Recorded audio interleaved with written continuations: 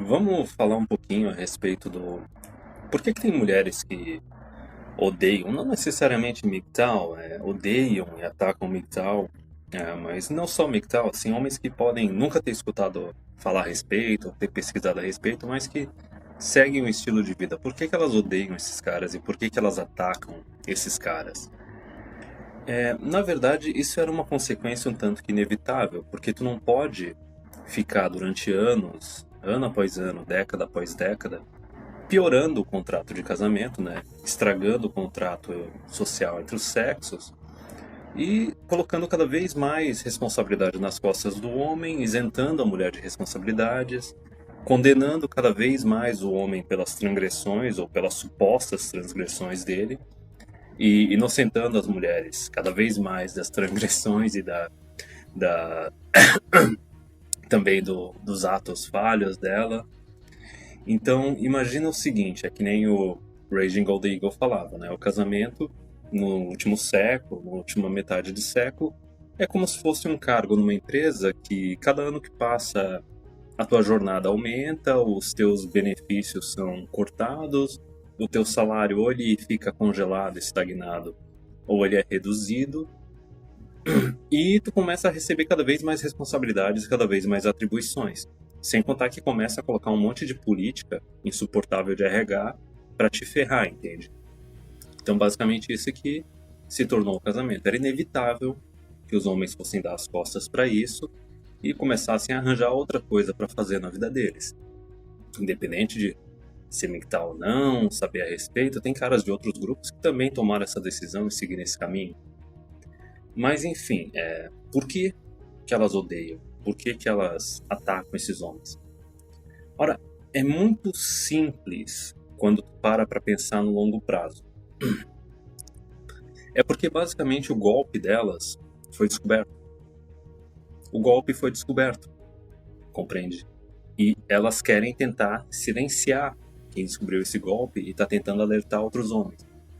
Vamos lá, a gente pode pegar 3, 4 gerações atrás, mulher casava com 20 anos.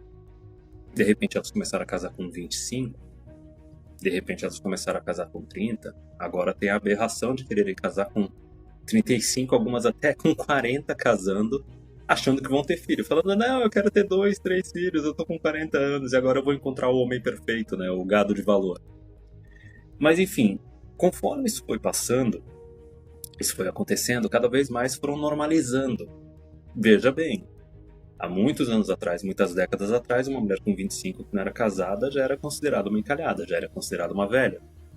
Com o tempo, foram normalizando cada vez mais essa ideia que não, a mulher também pode se casar com a mesma idade que o homem se casa, se o homem pode ter valor quando ele é mais velho.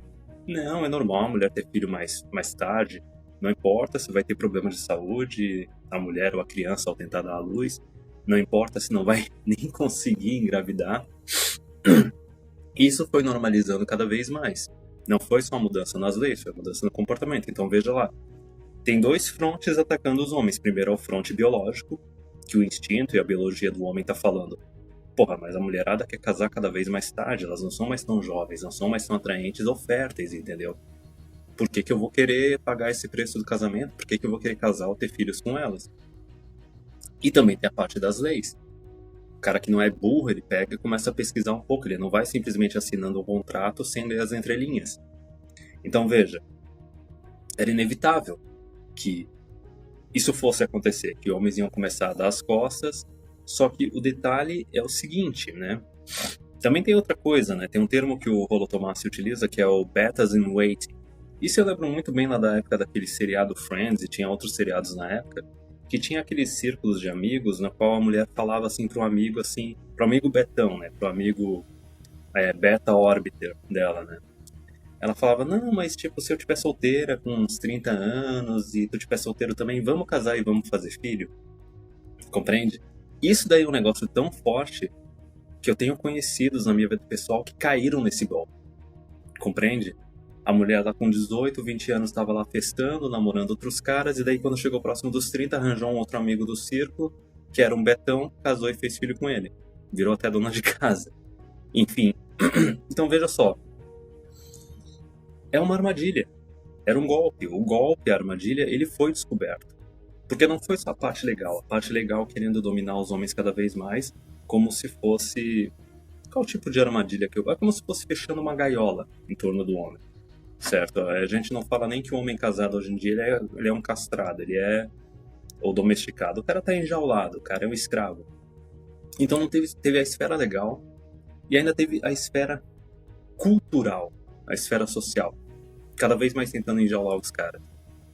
Então, com ou sem MGTOW, isso seria inevitável. Tu tem que ver que o homem ele reage a incentivos, ele faz o cálculo na cabeça dele, ele vê se o negócio vale a pena ou não, e daí ele decide se vai fazer ou não. Conforme as mulheres foram cortando cada vez mais os benefícios e aumentando os riscos e as exigências, e se dispondo a fazer cada vez menos e oferecer cada vez menos pro homem, inevitavelmente eles iam se afastar. Isso ia acontecer. O próprio Stardust ele falou isso anos atrás.